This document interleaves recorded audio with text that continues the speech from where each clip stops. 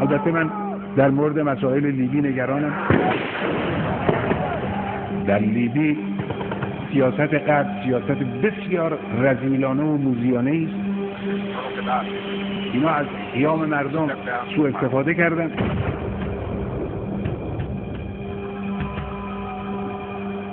ما رفتاری را که دولت لیبی و مردم در پیش گرفته بود و در پیش گرفته از کشتار مردم، فشار بر مردم، بمباران شهرها، کشتن غیر نظامیان، ما این رو 100% محکوم میکنیم. اما ورود آمریکایی ها، دخالت آمریکا و غربی ها، این رو هم ما 100% محکوم میکنیم. در لیبی دارن با ملت لیبی بازی میکنن غربی ها. لیبی vive l'amitié entre la France et la Libye.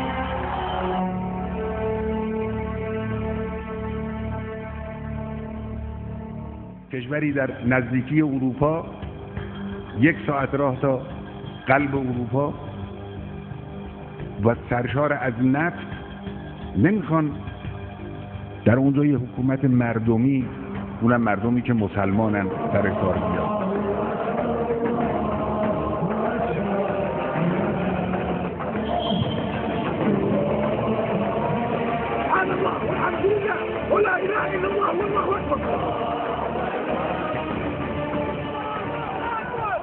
دارن همجور بازی میکنن، دست به دست میکنن، مردم رو بازی میدن. خب مردم میفهمن، مردم لیبی میفهمن. يجب أن نستفهم أن في أمور سياسية الآن تحدث والشعب الليبي بالكامل مصر على عدم تدخل أمريكا وعلى عدم تدخل قوات أجنبية في ليبيا. برای اونها موندن و یا پا باز کردن در لیبی براشون خیلی مهمه. اولا مسئله نفت لیبی است که مهم است براشون. ثانیاً فضای وسیع این کشور است که میتوانند در جاهای مختلفش پایگاه بزنند.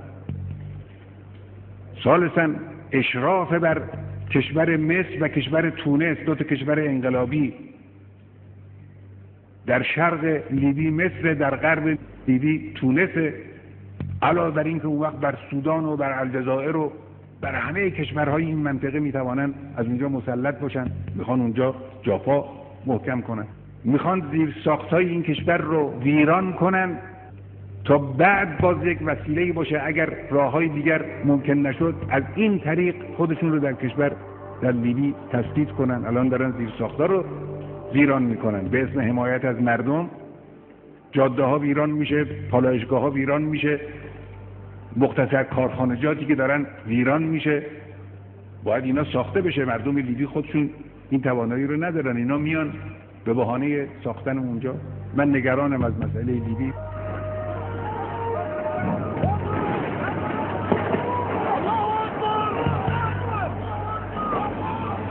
پروردگارا مردم لیبی رو نجات بده، مردم یمن رو نجات بده، مردم بحرین رو نجات بده.